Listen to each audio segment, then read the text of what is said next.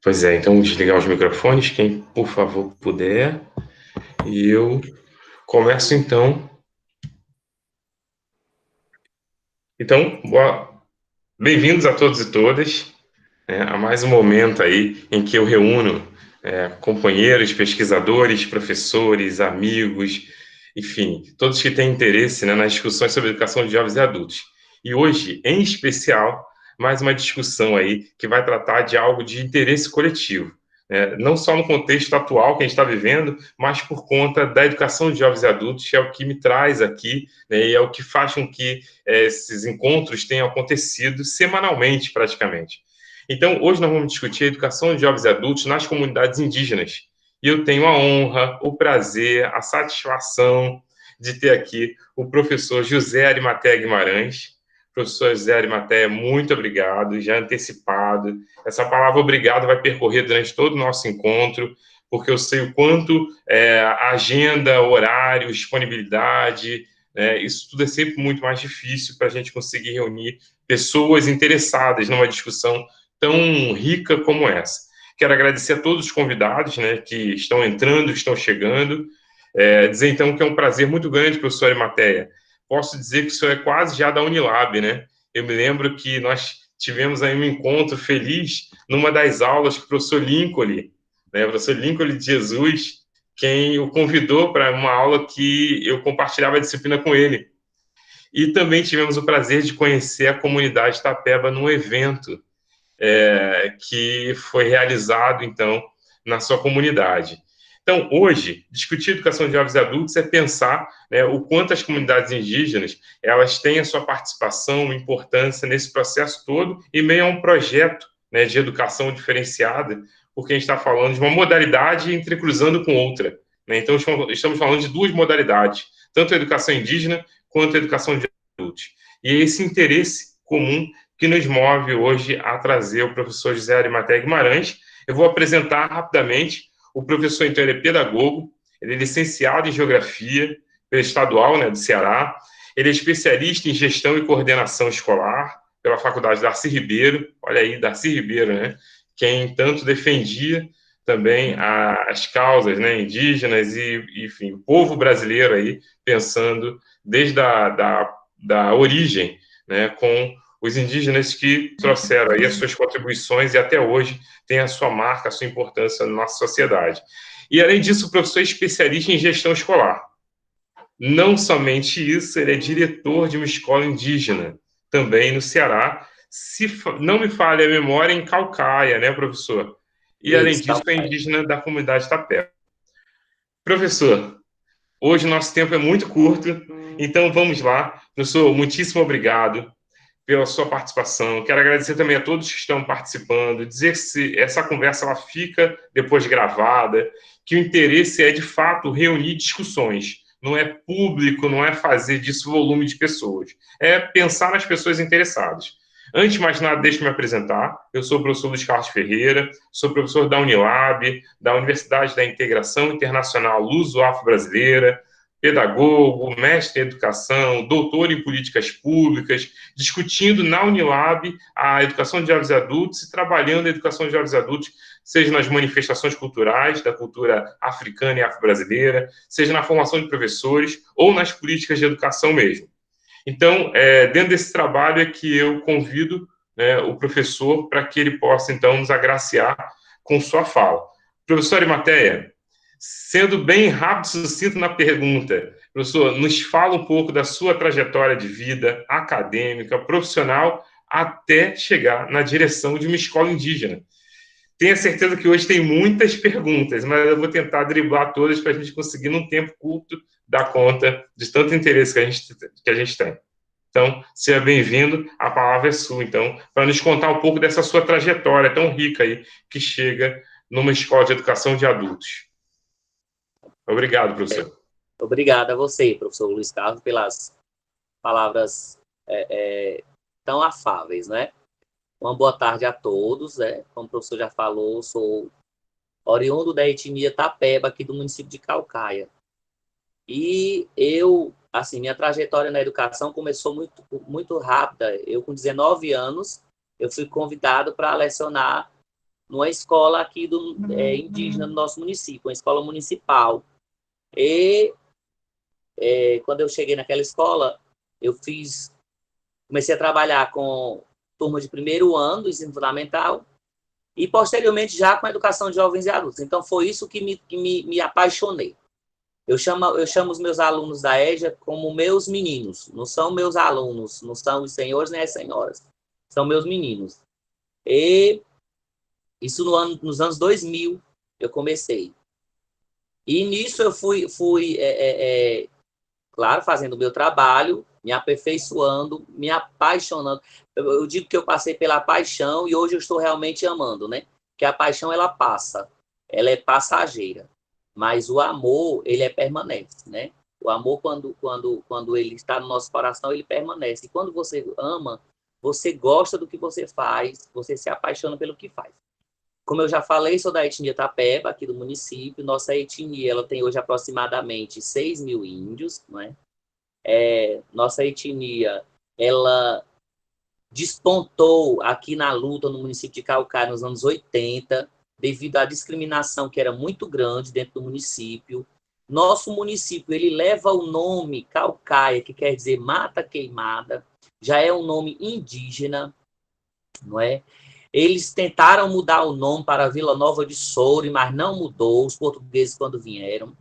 Né, nos anos de 1800, quando os portugueses estavam aqui no Brasil, posteriormente aqui no estado do Ceará, Marquês de Pombal, ele pegou e baixou um decreto, caçou todos os índios, e aquele que se denominasse índio, ele era preso, ele era torturado, e aí o que foi que ele fez? Para poder sobreviver, tiveram que silenciar, né? Houve essa chacina ideológica e cultural, não é? E racial também, e aí teve que silenciar. Quando o povo silenciou, ele baixou um decreto, como todos já sabem da história, né, do estado do Ceará. Baixou um decreto que não existia mais índio dentro em todo o território cearense. Mas aí, você sabe que quando a gente realmente tem a força e o vigor do que você é, do que você se denomina, ressurge novamente a luta pelos ideais. E isso começou. E eu, já novinho, já participava da luta indígena, das marchas por melhorias, por reconhecimento. Nossa etnia foi a primeira a ser reconhecida como índio no estado do Ceará, né? Foi a primeira reconhecida, foi a primeira que teve terra demarcada, só nunca foi desentrusada por conta de ações dos grandes empresários, né? Porque a gente ganhava a batalha lá na justiça, ele ia e recorria, e é tanto que está até hoje. Nos anos 2000, teve um estudo antropológico enorme aqui no município, onde eles veio um antropólogo de Brasília, da FUNAI, antropólogo da União, e eles foram enxugando para dizer, enxugando no sentido de diminuir os espaços, diminuindo, para poder, dizendo eles que, para poder agilizar o processo. Então, nós perdemos muito território para grandes empresários aqui do município. E voltando lá para a minha trajetória, isso eu já acompanhando a luta, eu peguei e entrei na escola indígena, fui chamado para lecionar. Passei 1 ano e meio em sala de aula, deixei 1 ano e meio por conta do meu trabalho, da minha versatilidade, da minha desenvoltura, fui convidado para ser diretor daquela escola. E eu peguei e passei 12 anos como diretor da Escola Indígena Maria Silva do Nascimento, na terra indígena do Lameirão, aqui em Caucaia. Não é? E de lá eu fui convidado para ser gestor de outra escola indígena, na terra indígena Sobradinho, aqui no município, jamais para a área urbana. E de lá, estou lá até hoje, não é? Estou gestor na escola do governo do estado do Ceará, né? Minha família toda indígena. Meu avô nasceu na beira da Lagoa do Tapeba, onde o professor Luiz Carlos já teve a oportunidade de conhecer, né? Que é o território sagrado Tapeba. E assim, minha família é muito atuante na hora da luta. E nós somos felizes porque hoje nós temos a oportunidade de mostrar realmente o que somos, e que índio não quer dizer que é aqueles primatas daquela época, não é? Você tem que se autodenominar e você tem que lutar A luta continua. A batalha continua, porque nós estamos ainda sofrendo um processo discriminatório muito grande. E aqui eu já quero também lhe agradecer também, professor, pelo espaço, tá bom? Obrigado. Obrigado, professor. É uma honra poder tê-lo aqui, poder compartilhar. Eu estava colocando aqui no chat dizendo o seguinte: olha, mandem as perguntas, porque com certeza são muitas curiosidades que se tem. Eu me lembro que eu tinha recém saído do Rio de Janeiro e quando eu fui para o Ceará e conheci, né, a comunidade dos Sapebas e fiquei encantado com o trabalho que é realizado, com a forma como a questão da cultura é trabalhada, um pouco surpreso quando o senhor me colocou que tem mais não indígenas do que indígenas. Eu me lembro que tinha uma questão do projeto, né, de escola que ainda resistia, né, às questões da SEDUC, e eu acho que já dá para a gente falar um pouco mais sobre isso. Professor, como a questão da origem, né, eu acho que já passou para a gente, eu acho que a gente poderia já entrar no contexto da educação escolar. E para isso, vamos começar a mergulhar sobre a EJA. Então, nos conta um pouquinho para a gente sobre o projeto pedagógico da EJA na comunidade indígena, um pouco do projeto que a SEDUC tem, né, e o projeto de sociedade local por meio da cultura. Fala um pouquinho para a gente do projeto pedagógico de vocês e como isso vem sendo trabalhado. Tá, ok. O projeto político-pedagógico da educação de jovens e adultos é um projeto que ele é muito peculiar, para melhor dizer. A Secretaria da Educação, ela tem o seu mapa curricular, né? Que antigamente era grade curricular. Então, nesse mapa curricular, tem as disciplinas tidas como as disciplinas obrigatórias do currículo. E, ao chegar na escola, né, a escola ela tem um projeto político-pedagógico, claro que cada instituição tem o seu projeto, não é? Ao chegar na escola, nós fazemos as adequações, é claro. Nós não vamos pegar e deixar o nosso aluno sem estudar a disciplina do currículo, que está na LDB, na Lei de Diretrizes e Bases. Nós pegamos esse currículo, nós adequamos à realidade local. E a educação de jovens e adultos, nossos adultos, eles vêm para a escola, eles são índios, são pessoas que não tiveram oportunidade, quanto mais jovens, né, de adentrar uma escola, de não ter o mínimo de instrução. E aí, quando ele chega na escola, nós vamos trabalhar o currículo do ensino regular e, nesse currículo, nós vamos pegar e encaixar o currículo indígena. O que é um currículo indígena? Eu acho que essa pergunta é bem voltada para isso. O que é o currículo indígena? É um currículo voltado para a cultura, para os ensinamentos tradicionais. O que é um ensinamento tradicional? É você respeitar o mais velho, é você aceitar que o mais velho chegue e diga isso assim, funciona desta forma, não é? É você pegar e o aluno, ele ter a vivência do tradicional no sentido tanto da comida típica, né, da comida oriunda da tribo, quanto da medicina tradicional, do tronco velho, que a gente chama o tronco velho, aquele que é mais velho, é o mais sábio da aldeia. Ele chegar na escola, ele ser convidado, ele é um mestre, é claro. Ele veio antes da gente, ele já tem muita vivência. Então, ele é o mestre. Ele chega na escola, ele dá uma palestra, né, ele dá explicações de como eram os procedimentos de antigamente e como são os procedimentos hoje na cultura.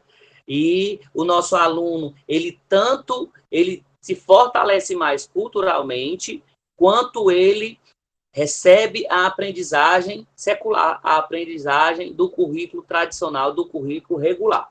E claro, porque a gente precisa ter essa ideia. A escola indígena, ela agrega os saberes tradicionais, mas ela precisa passar o regular. Porque o nosso aluno, quando ele sair da escola, dele terminar o seu grau de ensino ali na escola, e ele for tanto para o mercado de trabalho, quanto prestar um concurso, quanto prestar um vestibular, né, para uma universidade seja pública, seja o Enem hoje, né? Ele vai ter que ter o conhecimento do regular, mas ele vai sair dali da escola, né, tanto preparado para o regular, como preparado para defender a sua etnia, defender a sua cultura lá fora. É isso. Pois é, é tão bonito que a gente vê na Unilab, né, não só o reconhecimento por conta dos editais que a gente tem diferenciados, mas pela própria apresentação desse estudante indígena que marca a identidade dele para dizer, olha, eu sou um indígena e eu estou aqui na universidade pública estudando, tendo todas as condições que todos os outros. É muito bonito isso e a gente percebe visivelmente, sabe? Quanto o trabalho que vem sendo feito de não só de preservação da cultura, mas também de adaptação ao currículo oficial, né, esse currículo, então, que é tão marcado por uma dominação, né, de valores inculcados e que possivelmente não discutem a questão dos saberes indígenas, mas que nas comunidades locais indígenas esses conhecimentos eles fazem parte da cultura escolar. Então, a gente percebe o quanto é rico essa dinâmica que envolve a sala de aula, sobretudo, então, nesse espaço acadêmico que eu me refiro, que é a Unilab. Então, professor, eu vou antecipar um pouco daquela outra pergunta que está nesse conjunto aí, já que a gente está falando da cultura.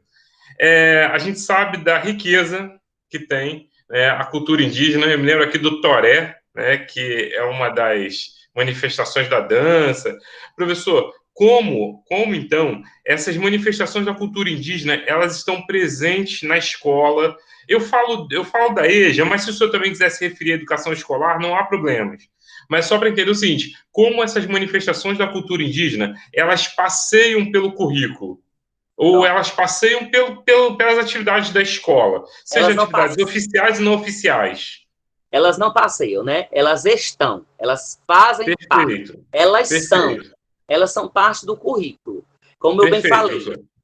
na escola, antes de começar a aula, né, nós temos dias da semana que é para, antes de começar a aula, nós temos um momento que este momento tem a dança do toré, tem a oração, não é? E naquele momento ali tem a socialização. A gente dança o toré com os nossos curumins, com os nossos alunos, e posteriormente eles vão para a sala de aula. E na sala de aula, né, tanto da educação de jovens adultos como do ensino regular da escola, as turmas de ensino fundamental, o que acontece? Nós temos disciplinas dentro do currículo, que elas fazem parte do projeto político-pedagógico da escola, que é aí onde eu falo, vem o currículo da Secretaria, vem a LDB, né?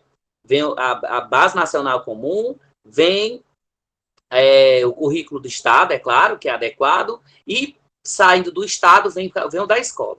Na escola, todo esse contexto ele é incrementado, né? Todo esse currículo ele é adequado à realidade da escola. Na escola, nós temos as disciplinas que são específicas do grupo étnico. Aqui no estado do Ceará, como o professor Luiz Carlos sabe, nós temos várias etnias indígenas. Em Caucaia tem etnia indígena, na cidade de Aquiraz tem etnia indígena, em Crateús tem etnia indígena, em Monsenhor Tabosa, em vários outros municípios. Então, essas disciplinas, que são os saberes tradicionais, não é? Eles são de cada etnia. Cada etnia tem a sua disciplina de saberes tradicionais. É claro, o saber tradicional tapeba não é o saber tradicional do índio Tremembé, que é lá de Almofala. Não é o saber tradicional do índio Genipapo Canidé, que é aqui da cidade de Aquiraz, na Lagoa da Encantada.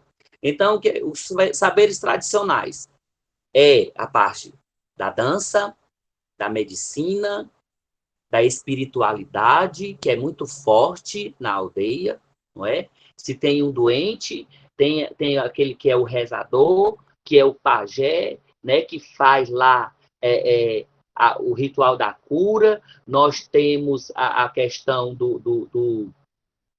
da própria manifestação dos troncos velhos, quando tem a roda do toré.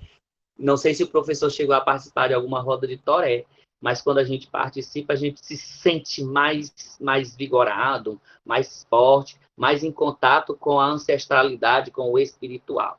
Não é? Nós sabemos que tudo isso é que ainda fortalece a nossa cultura, e isso faz parte do currículo da escola.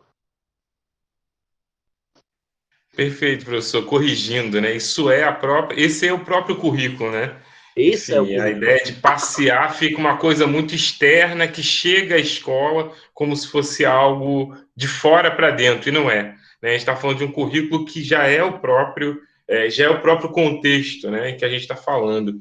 Professor, na educação de jovens e adultos, esses conhecimentos locais, eles também estão presentes nos conteúdos. O senhor sabe dizer se, por exemplo, quando a gente fala da aprendizagem, seja na matemática, na língua portuguesa, ou nos saberes da biologia, esses conteúdos locais, eles se apresentam na aprendizagem e na forma metodológica do professor? Se apresentam sim. A matemática, eles trabalham, a gente tem aquela etnomatemática, que é a Sim. matemática voltada para a etnia. A matemática voltada, foi plantado um roçado, neste roçado foi colhido tanto milho, tanto feijão, foi arroz.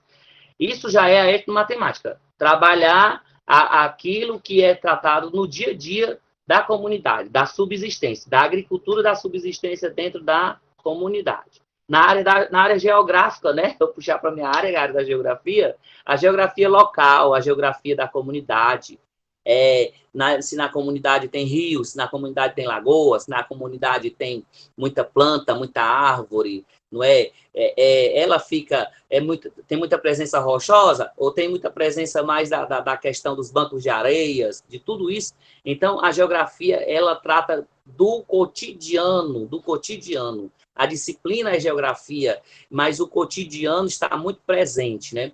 Você pegar, ali onde eu trabalho, não sei se o senhor foi lá no dia que o Lincoln foi me convidar. Eu fui num dia para conhecer, né, a escola, e aí no horário em que as crianças estavam, e depois eu fui num evento em que acontecia, se não me engano, em 3 dias. Nós fomos num dos Foi dias. a E o feira, foi a último eu não feira. podia participar, que era um dia que seria muito mais voltado para os rituais internos da comunidade. Eu lembro disso. Foi a feira cultural. E aí o que acontece? Lá ali onde eu trabalho, na escola a qual eu estou diretor, por trás tem o mangue, não é? E nossas crianças já foram visitar o mangue, não é? A parte do rio, a parte da biodiversidade do rio, do que é que tem no rio. E que muitos dali da comunidade sobrevivem daquilo, da pesca do aratu, do caranguejo, entendeu? Dos seres vivos que tem ali, que são comestíveis, né? Que fazem parte da fauna local, da questão dos mariscos lá da parte do rio. Então, tudo isso entra no currículo da escola. Na parte da biologia também tem a colheita da palha da carnaúba, não é? Da parte que é da palha da carnaúba é feito a saia, é feito o cocá, é feito a cera, que a carnaúba, lá dentro da biologia, na área regular, ela tira como que a árvore da vida, porque a carnaúba, tudo que você tirar dela, você tem utilidade, não é? A árvore da vida, por quê? Porque se todo ano, não sei se o senhor já viu, não sei se essa época de agosto até o mês de outubro, novembro, tem a tirada da palha da carnaúba. A gente passa, tá lá as carnaúbas, tudo só com o olhinho lá em cima. Aquela parte do lado foi toda tirada. O que eu sei é que a carnaúba aqui realmente ele é muito presente, ele é muito presente. É, É, seja nas construções de veraneio, seja nas casas mesmo, nas residências, ele é muito presente aqui. pois é. Aí, voltando, ela é a árvore da vida, por quê? Porque tudo que você tira, com um ano ela está toda frondosa de novo, está toda cheia de palha, cheia de palmas, entendeu? Então é a árvore da vida. Então tudo isso faz parte do currículo da escola. Tudo isso está sendo trabalhado no currículo da escola, entende? Professor, e sobre os professores, como se dá então a formação de professores para para atuarem, então, nessas escolas, em particular, seja na sua escola, por exemplo? Como se dá esse processo de, não só de recrutamento, mas de formação para atuar junto a essas turmas, né, que, enfim, inseridas na comunidade? Pronto. Os professores, nossos professores. Quando nós começamos, acho que no dia que eu estava lá, na Unilab, você estava, e eu falei bem, o currículo do professor indígena, ele começou a ser trabalhado, a ser formulado nos anos 2000. De meados de 80 até os anos 2000, ainda não se tinha uma formação específica para professor indígena. E houve essa preocupação. E a FUNAI, junto com as organizações indígenas, elas começaram a pensar num curso de formação. E aí, no ano de 2001, nós fizemos seminários, e desse seminário saiu um curso de magistério indígena, magistério voltado para o professor indígena, para a formação do professor indígena, tanto nas disciplinas regulares, como a gente fala, quanto nas disciplinas voltadas para o currículo indígena. E esse magistério, ele foi feito, a princípio, foram 3 turmas. Aliás, perdão, 3 turmas. Um que foi o curso de magistério dos índios Tremembés, em Almofala. Outro que foi o curso de magistério, que era o povo Tapeba, o povo Pitaguari, o povo Genipapo Canidé. E outro curso, isso tudo funcionando na mesma época, que era o curso dos povos da região de Moceu Tabosa, da Aratuba, de Crateús. E esses cursos, eles formaram, não é, a nível de magistério, de pedagógico, né? Professor pedagógico, aquela formação de ensino médio, professor médio, que só dava direito a ensinar a disciplina da educação infantil até o 5º ano do ensino fundamental. E como nossas escolas elas foram crescendo, não é? Quando começou nos anos 2000, nós só tínhamos turmas de 1º ao 5º ano da educação infantil, ao 5º ano, e foi crescendo do 6º ao 9º. E até o ensino médio que nós temos hoje, é claro, foi se pensado em aumentar o currículo. Então, foi se pensado novos cursos de formação. E aí foi feito um curso de formação de nível superior, a qual eu fui um dos professores que participei como consultor na ajuda dos estudos do mapa curricular que ia ser incrementado, né, que ia ser colocado nesse curso. Nós fizemos seminários em Maracanaú, nós fizemos seminários em Crateús e em outras cidades do interior. E o que aconteceu? Foi criado esse curso de magistério superior, que foi reconhecido pela Universidade Federal do Ceará, UFC. Foi a primeira turma de magistério indígena superior no estado do Ceará, foi da UFC. A Universidade Estadual, a UES, também tentou, mas não deu certo, o curso não foi reconhecido, então parou. Que eram com outra turma, mas a princípio foi formado 80 professores a nível de curso de nível superior, professores indígenas, né? Com o diploma expedido pela Universidade Federal. E, como você bem perguntou, como é que se dá a seleção do professor para entrar na escola indígena? Não é isso que você quer saber também? Não é? Essa seleção se dá por meio do currículo. Nós priorizamos, é claro, o professor que é formado indígena, o indígena. Mas como nós temos disciplinas ainda, disciplinas específicas, afins, né? Como nós não temos professor formado em biologia, nós não temos professor formado em química, a maioria dos nossos professores também não são formados em geografia, nessas ciências mais afins, entendeu? Aí a gente pega professor de fora, faz a seleção, é claro.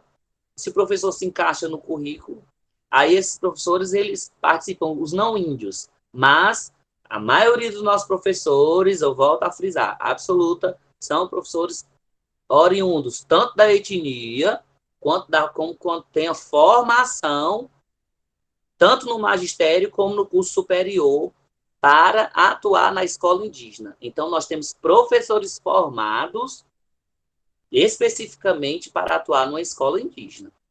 Não quer dizer que a gente não receba professor de fora, é claro. A gente recebe quando não tem, ali tem aquela carência daquela determinada disciplina, E a gente precisa daquele professor, é claro que nós não podemos deixar o nosso aluno sem ter a vivência da disciplina. Então, a gente pega e recebe outro professor de fora. Entendi. Professor, e a procura pela educação de jovens adultos tem sido grande? Muito É, a grande. procura grande? Pronto. Só na escola a qual eu estou, na gestão, nós temos 4 turmas de educação de jovens e adultos. EJA médio, Nossa, que legal. voltadas para o ensino médio. Tem uma turma que tem quase 50 alunos. Né? E aí a gente está E falando de. Aí nesse caso, está falando de alunos oriundos da comunidade e também de fora, não é isso? da comunidade e também de fora, é claro, porque a Sim, gente não pode agir de forma discriminatória, né? De é abrir uma isso. turma e dizer assim, só vamos colocar índio. Não. Nós colocamos, o currículo ele é aberto, né?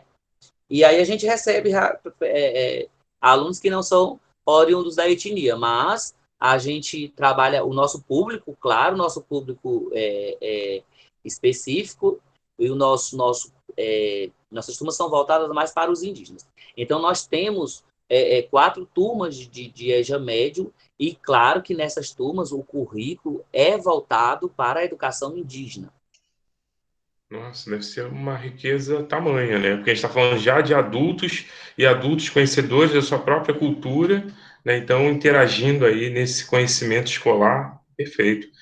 Professor, isso não está no script, essa questão que eu vou lhe perguntar, mas como é que está acontecendo aí, junto a essa questão que a gente está vivendo hoje, da pandemia, como tem sido feito com a educação de adultos? Vocês têm conseguido, enfim, de alguma maneira, trabalhar com esses estudantes? Então, nós estamos falando de 4 turmas, eles têm conseguido ser assistidos aí pela SEDUC, de alguma maneira a escola tem conseguido? Pronto, nós temos procurado, né? A gente sabe que desde o 17 de março, que foi baixado o decreto do governador, e aquelas questões lá, que não pode ter mais aula presencial. E aí o que foi que nós adotamos?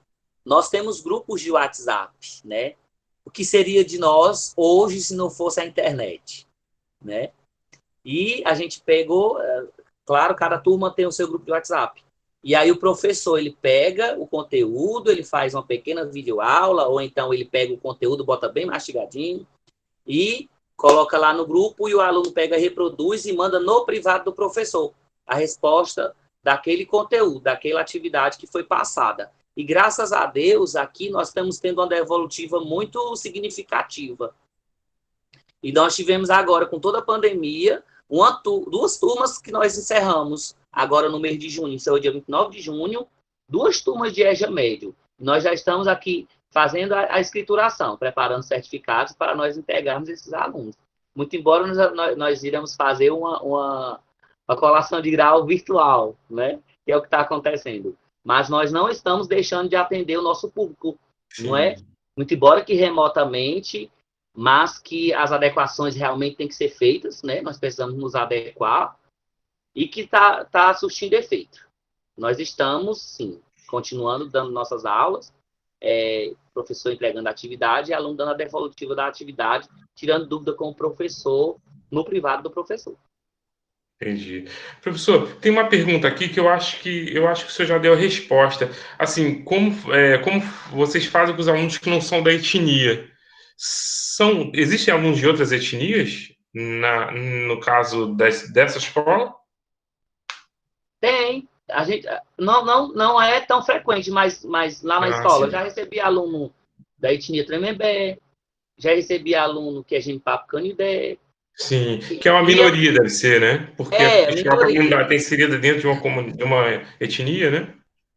Por conta que cada etnia realmente tem suas escolas, né? Agora a criança ela sai, a família, ela sai lá vamos supor, daqui de perto de você aí, do Aquiraz, sai do Aquiraz, vem morar em Calcaia, vem morar numa comunidade. Se é índio, eles procuram sempre as comunidades indígenas, né?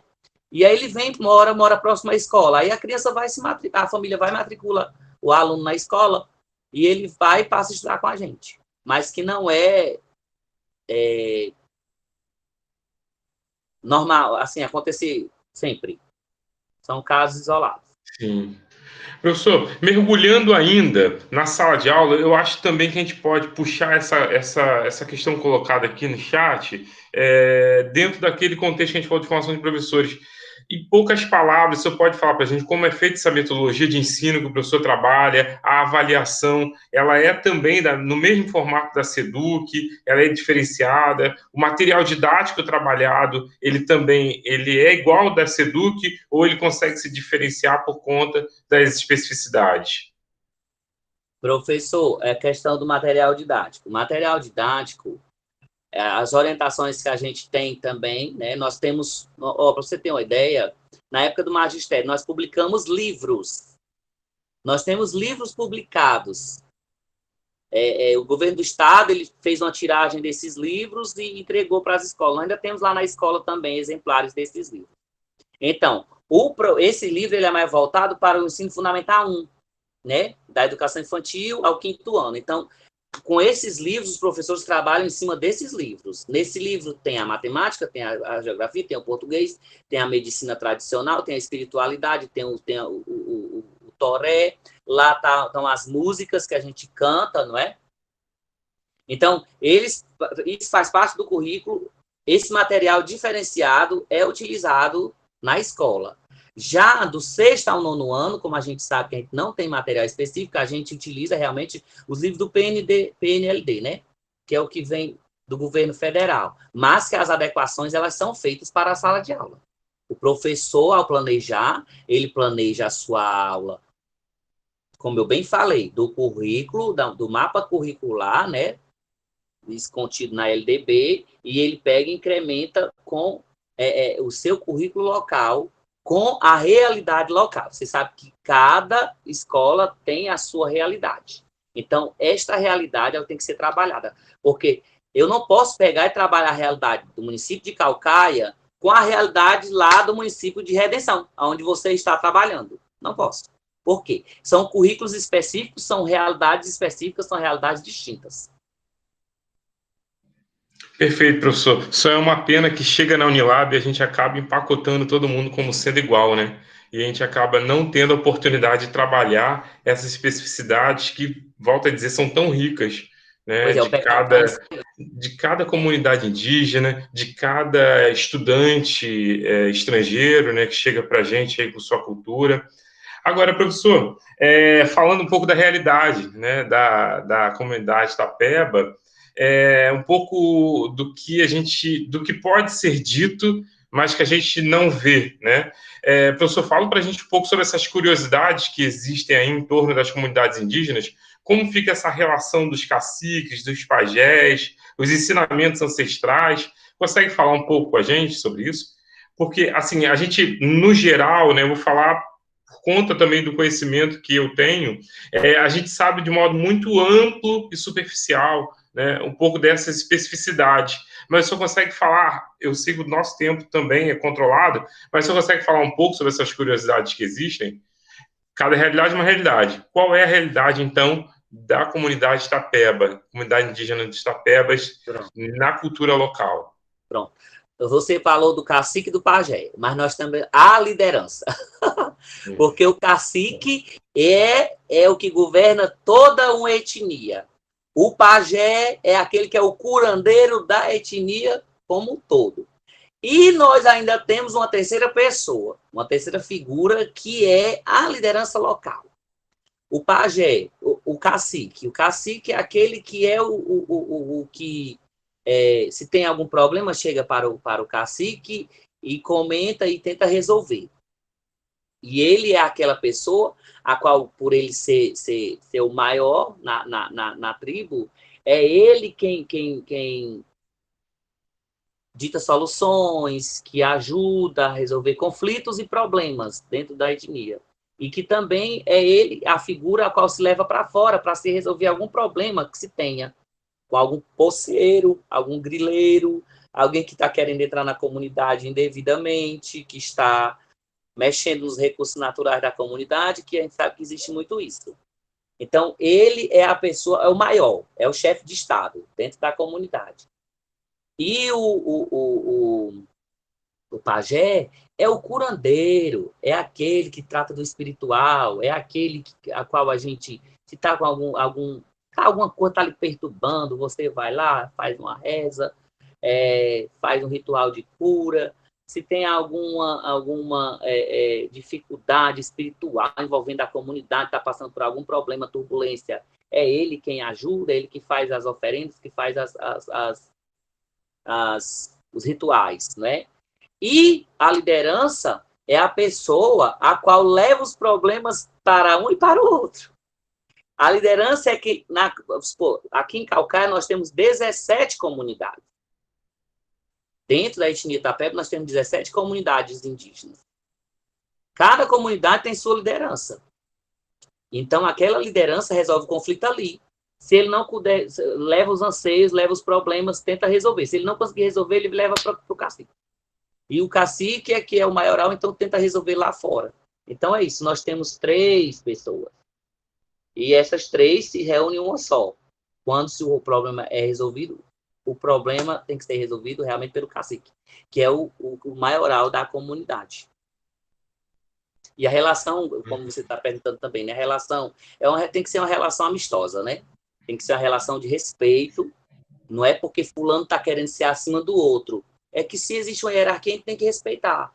Então, tem que ter o respeito, não é? Se aquela pessoa, ela está lá, ela está por mérito, né? Ela está porque ela tem condições de estar tomando a frente naquele momento, na comunidade, naquela etnia. E o cacique realmente é a figura que não pode ser deixada para trás. Ok? Cada vez mais vai aguçando essa curiosidade, mas já está terminando. Professor, e sobre as línguas? Boa pergunta. Sobre a língua nativa, de algum modo aparece na escola? Porque eu imagino que na cultura local, sim. Mas a gente consegue pensar dentro da escola? Pronto. A língua nativa, quando aconteceu o massacre, né, de 1800 e pouco, aqui em Caucaia, a língua ela foi esquecida. Que a língua que existia aqui era o tupi, era aquele tupi antigo, não era o tupi-guarani, era o tupi local.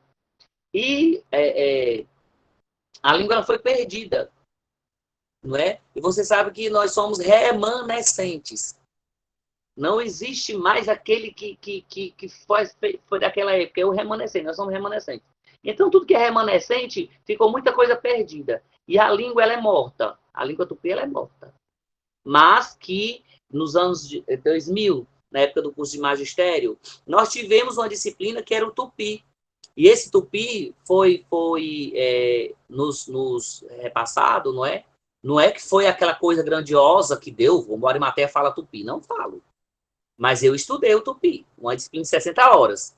60 horas não é quase nada. Mas que deu para a gente sentir o gostinho de como era antigamente.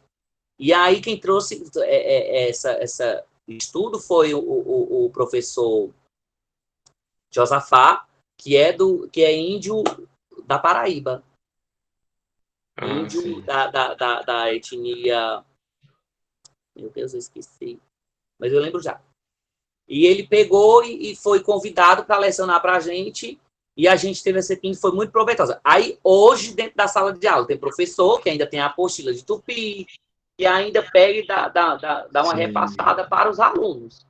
Dá uma pincelada, não é uma coisa fixa, mas que é aquela questão, o resgate do tupi ainda está acontecendo, mas que está sendo trabalhado de forma um tanto quanto não tão evidente, mas que está sendo trabalhado, entendeu? Agora, a língua materna, nós não podemos dizer que temos, porque realmente está sendo resgate ainda hoje. É uma pena, né? Porque antigamente o índio, ele era monolíngue, né? Tinha a sua própria língua. Hoje em dia, não. Hoje em dia, a gente fala português. Aí muitos perguntam, e por que você não fala a língua? Porque nos foi tirada. Porque foi tirada. Não é? Não houve respeito. Não houve respeito. A qual está tendo... O desrespeito está voltando ainda hoje, né? A gente vê aí nas entrelinhas. Tá bom? Oh, Perdão, os índios potiguara da Baía da Traição, na Paraíba. Pronto. Ah, lembrando. Tá certo. E professor, também estava pensando aqui o seguinte: os próprios ensinamentos que acontecem, né, entre as crianças, entre os jovens, já permite o contato com o vocabulário, né? Então, que é nativo, né? Imagina, a gente está falando aqui dos cânticos, dos ensinamentos ligados aí à medicina, né, tradicional. Então, por mais que o currículo escolar ele não consiga, né, dar conta de uma disciplina, por exemplo, mas a gente sabe que esse contato com a língua ela vai acontecendo na medida que a preservação da cultura ela vai também acontecendo, né? Então é algo que de alguma maneira isso vai sempre fazer parte, né? Quer dizer, isso tudo é o que a gente tanto quer, né?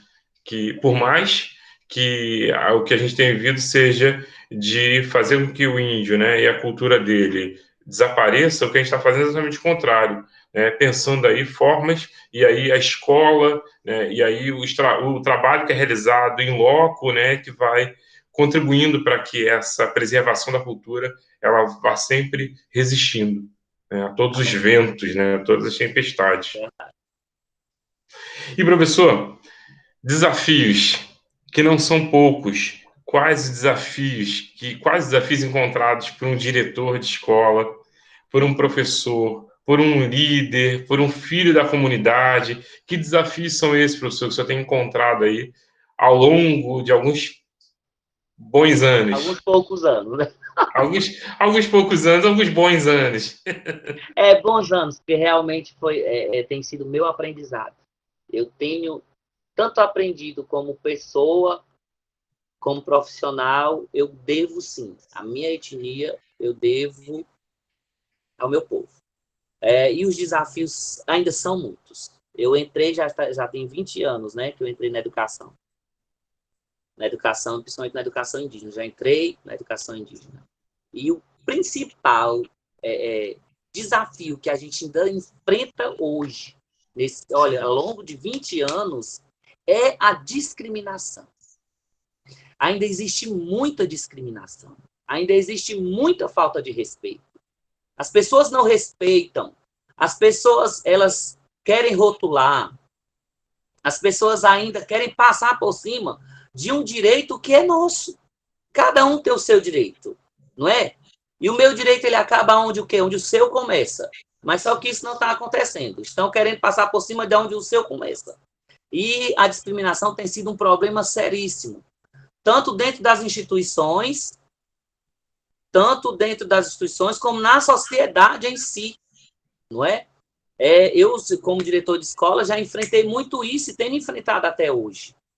Lembro-me quando eu assumi a direção da escola, a primeira direção de escola, há 18 anos atrás, que eu ia na Secretaria da Educação, tinha tudo para as outras escolas, as escolas regulares. Mas quando chegava na indígena, não, já acabou. Como é que acabou um recurso que vinha para a escola? Eu lembro que até a merenda escolar um dia surrupiaram, na época, uma cifra de 5 mil reais, há 15 anos atrás. Né? Nossas comunidades, elas são pobres. São comunidades que são desassistidas muitas vezes. Muitas vezes, muito embora alguém diga assim, não, eles têm tudo, nós não temos não. Nos foi roubado tudo. Nos foi roubado na época até a dignidade. E hoje nós estamos, um processo de luta, né? De ressurgimento, de afirmação. E a gente ainda sofre muito isso.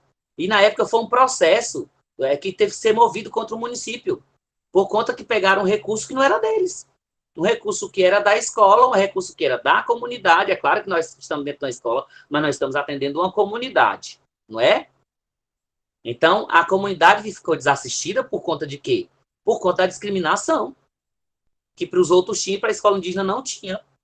Eu participei de uma reunião há muitos anos atrás e eu fui falar dos problemas da escola. Aí uma pessoa cutucou a outra num ginásio, num auditório lotado. E sempre tem alguém que vem contar a gente, né? Alguém vem contar. Você não escuta, mas alguém vem contar. E a pessoa pegou e disse assim, por que ele fala? Esse povo tem tudo e ele ainda está reclamando. Poxa, se eu estava reclamando é porque eu não tinha, né? Quem que vai reclamar de barriga cheia, né? quem que vai reclamar se está aí tudo bem, né, Sem professor? dúvida. A gente reclama por conta que é um direito e nós temos que correr atrás do direito. É igual aquela história, nenhum direito a menos. Nenhum a Perfeito. menos. Você precisa pegar e ter consciência de que o seu direito é seu direito.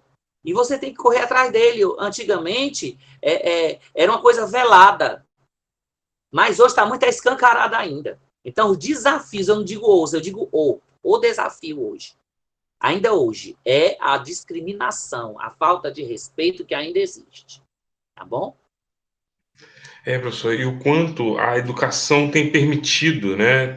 A gente vê o quanto os grupos, né, considerados então excluídos, os grupos então considerados discriminados, conseguem ter voz, ou se não conseguem ter voz, colocar sua voz para ser ouvida.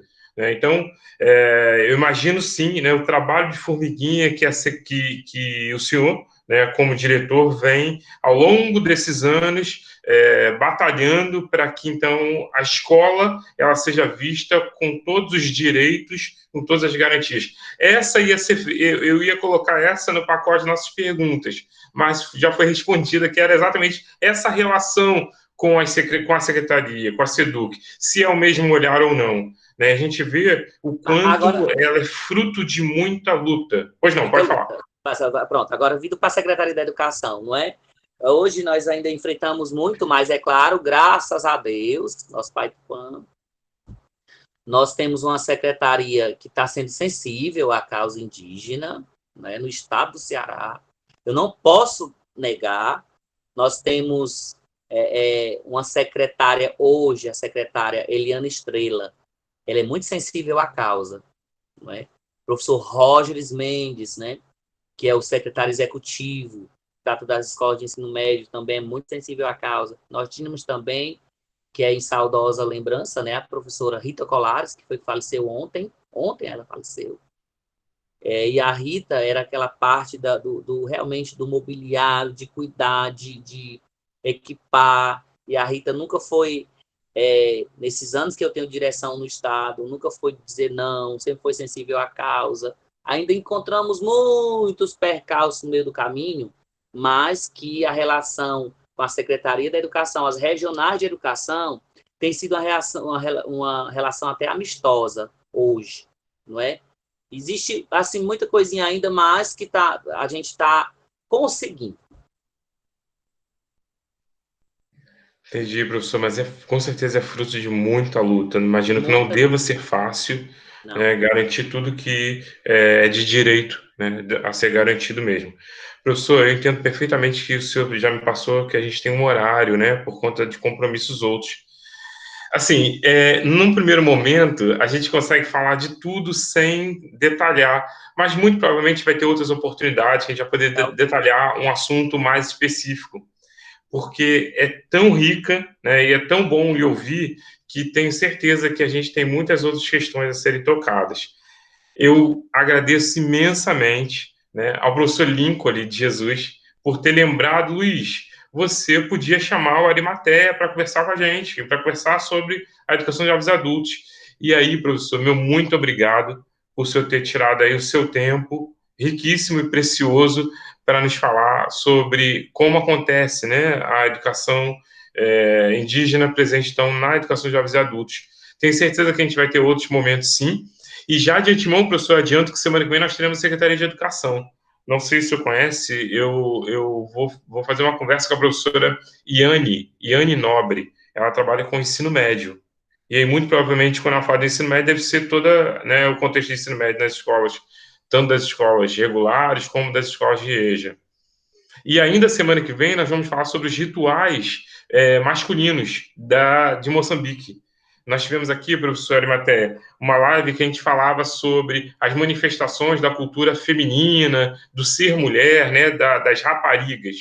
E na próxima semana, nós já conseguimos com o professor Geraldo Sotária, que está conosco, e o professor Arsênio, nós vamos discutir então sobre a questão dos ritos de masculinidade na construção dessa identidade do ser homem, tá bom?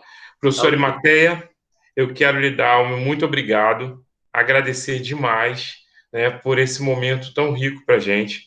agradecer aí a oportunidade de poder lhe ouvir, agradecer as pessoas que estão aqui conosco. Eu passo a palavra para o senhor, mas já de antemão eu já agradeço demais a sua contribuição, tá certo? Meu muito obrigado. A gente ainda vai se encontrar fisicamente novamente. Tá Quero ok. agradecer também, já que o senhor representa a sua comunidade, agradecer, né, e ao mesmo tempo pedir forças espirituais para que a gente passe logo por esse momento, para que a gente consiga passar o quanto antes, né, que já está em bastante tempo aí, mas que essa pandemia passe logo e que possa trazer aí um pouco mais de conforto e saúde para todos nós, tá bom? Eu passo a palavra para o senhor e eu finalizo após a sua fala. Tá ok. Professor, eu que quero lhe agradecer pelo espaço cedido, tá? Por você, professor Lincoln, por ter lembrado do meu nome. Quer dizer que eu tenho uma simpatia muito grande pela Unilab. Olha que eu sou difícil, viu? E a Unilab, ela tem sido assim... Eu tô amando a Unilab. É um projeto muito bonito. É um trabalho muito bonito. O trabalho do senhor, o trabalho do professor Lincoln também é muito bonito. Vocês têm feito a diferença. Vocês têm uma sensibilidade às causas que são poucos que têm. E eu agradeço a Deus pela vida de vocês, Obrigado. pelo que vocês têm feito. Quero agradecer o espaço aqui, as pessoas que estão conosco, né? Professora Isabel, Cristina, professor Geraldo, né? Eu quero agradecer a todos que estiveram com a gente. Eu espero que eu tenha contribuído, não é? Certeza, professor, Espero que tenha certeza. ficado alguma coisa. Enfim, muito obrigado. O meu muito obrigado, minha gratidão. Obrigado, professor. Obrigado a todos os colegas que estão aqui, né? Todos que tiraram aí o seu horário para a gente poder conversar, todos os amigos, diretores de escola, professores, lá de Moçambique. Então, a gente tem aí uma variedade de pessoas interessadas e, ao mesmo tempo, tão amigas, né? Porque eu acabo atraindo amigos para esse momento aí que a gente quer conversar, tão sobre assuntos que interessam a comunidade acadêmica. Professor, muito obrigado. Eu me despeço de todos, então. E Gratidão. na próxima semana nós temos duas lives, uma com Moçambique e outra com Ceará. Tá Obrigado ok. a todos e todas. Tudo de bom. Obrigado, professor. Tudo de bom, tá? Deixa eu tirar aqui a gravação.